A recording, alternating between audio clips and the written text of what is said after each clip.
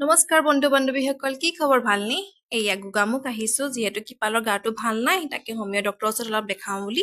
তাতে আমাৰ মিতি মানুহ আছিলে, আমাক বহুত দিনৰ পৰা মাতি আছিলে, গোগামুখতে থাকে।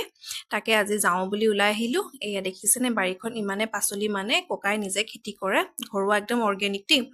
তাৰপিছত গৈ পাইছো, দেখিছো ভাতৰ যোগাৰ কৰি আছে। এয়া মামী আহিছে, মামা আহিছে, মাহীহঁত আহিছে, ভণ্টি বাইদেউ, গোটেই পৰিয়ালটো লগ লই কিনি এসাঁজ খাম বুলি চবেই ভাত পানী বনাবলৈ ল'লে। তাৰপিছত নাখাওঁ বুলি কৈছিলো, কিন্তু আৰু পৰিয়াল লগত ভাত পানী খাই ভালেই লাগে বাৰু ন, এসাঁজ চবে লগত খাম বুলি। আৰু তাৰপিছত এয়া কৃপালক দেখিছেনে, শিলগুটি দলিয়াইছে, খেলিছে, দৌৰিছে, মেলিছে, নকব আৰু। তাৰ কিমানে ফূৰ্তি, যিহেতু ঘৰত আবদ্ধত থাকে আৰু তাত মুকলি ঠাই পাইছে বুলি যিহেতু ইমানে খেলিছে নন ষ্টপ। মই তাৰপিছত দৌৰোতে দৌৰোতে মোৰে ভাগৰ লাগি গৈছে। তাৰ মাজতে যেনে তেনে অকমান ভিডিঅ' কৰি ললো।